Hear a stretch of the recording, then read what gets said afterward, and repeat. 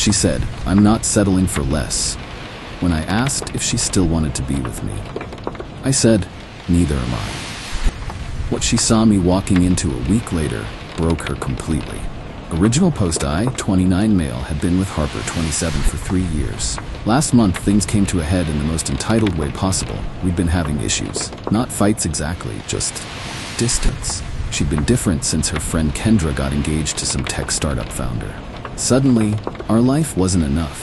Harper started making comments, little digs about our apartment. Kendra's fiance just bought a penthouse. About my car. Reed drives a Tesla. About my job as a restaurant manager. You ever think about doing something more ambitious? 2 weeks ago, we're at dinner. She's scrolling through Instagram, sighing at every post. Me, "Everything okay?" Just looking at Kendra's engagement party photos. The venue was insane. Good for them. Must be nice, having a partner who can provide that lifestyle. I provide a good life. We're comfortable. Comfortable, right? The way she said it, like comfortable was a disease. "Harper, need to ask you something straight up. Do you still want to be with me?" She put her phone down, looked at me with this calculating expression. "I'm not settling for less, Dimitri." Less than what? Less than what I deserve. I have an MBA, I work in consulting. I should be living a certain lifestyle by now. And I'm preventing that? You're not exactly pushing for more, are you? Still managing the same restaurant, still driving that 2015 Honda, still the same. So that's a no? You don't want to be with me? I want to be with someone who matches my ambition, who can give me the life I've worked for. I'm not settling for less than that. Sat there for a moment. Processing. 3 years and I was less. Me neither am I.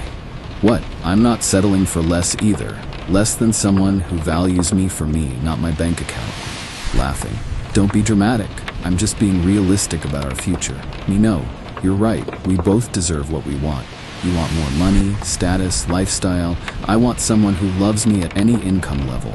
So what? You're breaking up with me? We're breaking up with each other. You want more? I want different. Neither of us should settle. She seemed shocked I wasn't fighting for her, begging her to stay, promising to earn more. Harper, this is ridiculous. We can work on things. We work on what? Me not being rich enough? That's not changing overnight. You could try harder, take risks, start a business like Reed. With what capital? My savings you called pathetic last month? She flinched, forgot I remembered that comment. I was frustrated. Me, you were honest, and I appreciate that. Now I'm being honest too. This isn't working. Started gathering my stuff. We'd been at her place. Where are you going? Me, home. We'll figure out logistics later. Dimitri, wait. Let's talk about this. We just did. You're not settling for less. Neither am I. We're done. Left her sitting there, mouth open, probably expecting me to come crawling back. I didn't. Update 1. 3 days later. Harper went through the stages of entitled X syndrome fast. First came the love bombing texts. "Baby, I didn't mean it like that. You know I love you for you. Can we please talk?" I was just stressed about work. When I didn't respond, came the anger. "Really? 3 years and you just walk away? Man up and face me. You're being a child. This is why we weren't working. You give up too easy." Then the manipulation. "I'm at our spot at the park. Remember our first date here? Your favorite wine is on sale. Should I get a bottle?" Kendra thinks I was too harsh. Maybe she's right. Still nothing from me. So she escalated. Showed up at the restaurant during my shift. Saturday night, busiest time. Walked in wearing the dress from our anniversary. The hostess, Gina, gave me a heads up. "Gina, your ex is here. Table 12. She asked for you specifically." Me. "Tell her I'm busy. Offer her someone else's section." "Already did. She insists on waiting for you." "Let her wait." Had a restaurant to run. She sat there for 2 hours, ordering appetizers, checking her phone, watching me work. Finally got up and cornered me by the kitchen. "Seriously? You're ignoring me in public now?" "I'm working, Harper. We need to talk about us." "There is no us. You made that clear. You want more than I can offer." I was being stupid. I don't care about money. "Yes, you do. And that's okay. Just not for me." "So you're really gonna throw us away over one conversation?"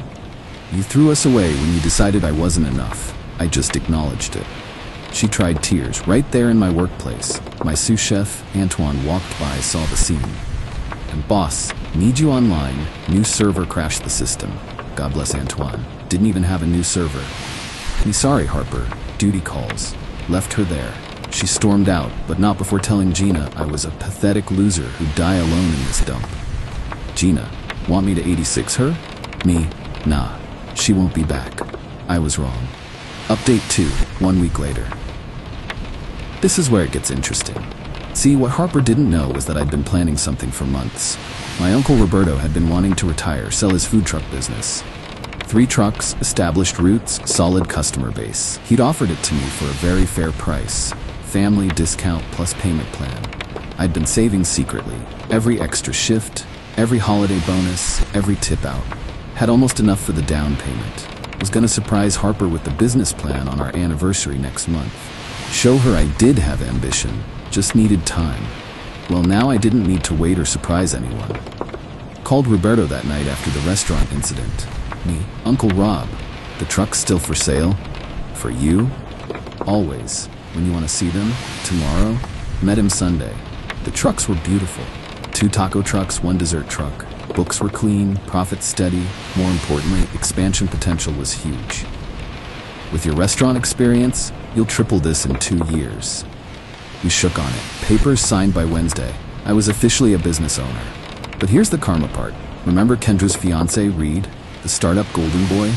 Turns out, he was a regular at one of my trucks. Didn't know it was mine yet, but he loved our breakfast burritos. Posted about them constantly. Thursday morning, I'm working the main truck, learning the ropes from Roberto's crew. Who pulls up? Reed. And Kendra. And Harper. Watched them through the service window. Harper was mid-complain about something when Reed stopped dead. Reed, yo, is that the breakfast truck? Babe, you have to try their chorizo burrito. They get in line. Harper's still talking, not paying attention. Kendra's on her phone. Reed's practically bouncing with excitement. They reach the window. Harper looks up from her phone, sees me. The face she made? Priceless. Like she'd swallowed a lemon while getting punched. Me, hey Reed? Usual? Dimitri? Bro, what are you doing here? You just bought the business, learning from the ground up. You bought Los Hermanos trucks? Dude, that's huge. These are legendary. Harper, you bought a food truck?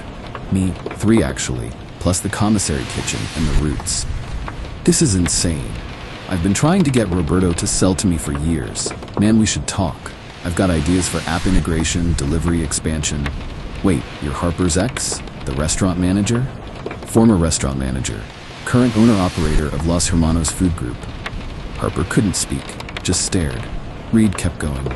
Seriously, this is like a 400K annual revenue operation. With optimization, sky's the limit. You need investors? Neat, appreciate it, but I'm good. Keeping it family-run for now. Took their orders. Professional, friendly. Reed kept congratulating me. Kendra seemed impressed. Harper looked like she'd seen a ghost. As they waited for food, heard Reed telling Harper, "Why didn't you mention he was an entrepreneur? Could have done business together." Harper mumbled something about not knowing. Here's the thing. I'd told her about Roberto's offer 6 months ago. She'd laughed, said food trucks were barely a step up from hot dog carts, and I should focus on real opportunities. Handed them their order. Reed insisted on paying extra, supporting local business. Even took a selfie with me for his startup's Instagram. Harper finally found her voice. "Can we talk later?" Me, busy with the lunch rush. But hey, you didn't settle for less. Good for you. Final update, 2 weeks later. Harper went nuclear after the food truck incident. First, tried spinning it on social media. Posted about how some people hide their true selves and betrayal comes in many forms. Her friends ate it up until Reed commented. Reed, wait, are you talking about Dimitri? Dude just bought a business. That's success, not betrayal. She deleted the post within an hour. Then came the desperate texts. You had money this whole time and let me think you were broke? Were you planning this when we were together? This is manipulation. You made me look stupid. Finally responded once. I never hid anything. You just never listened. She tried showing up at the trucks. Different locations, different times. Always with some excuse. Just wanted lunch. Was in the neighborhood. Kendra wanted burritos. My crew knew the deal. Polite service, no personal chat. She'd order, wait for food, try to catch my eye. I'd be conveniently busy every time. But the real kicker came last Tuesday. I'm closing up the dessert truck when a familiar BMW pulls up. Harper gets out with her mom. "Mom, Dimitri, congratulations on the business." "Thanks, ma'am."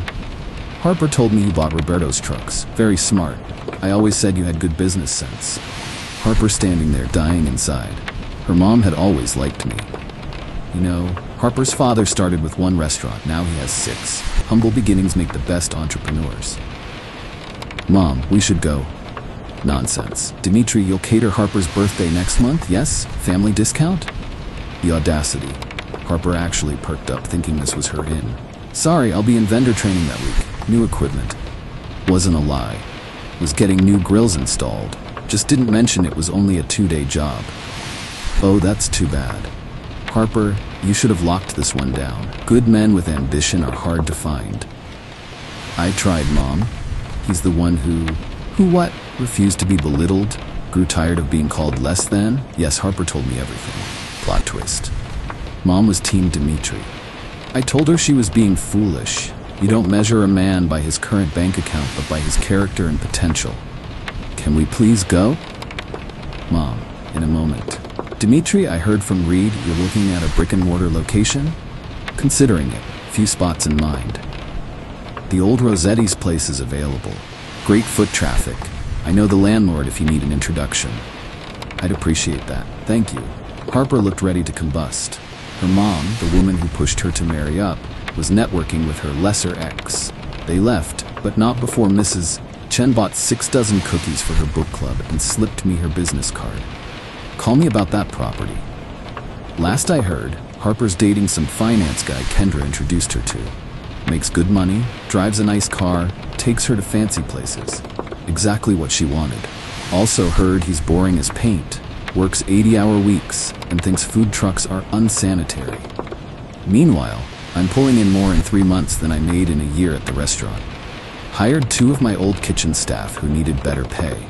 Even started dating Catalina, the baker who supplies our dessert truck. She loved my business plan from day one, helps with new recipes, and thinks ambition means building something meaningful, not just chasing someone else's money. Harper wanted more. She got a guy with more money. I wanted better. I got a business, a partner who believes in me, and proof that I was never less than. We both got exactly what we asked for. Only one of us is happy about it. Last week, Reed texted me. Harper had asked him to talk to me about giving her another chance.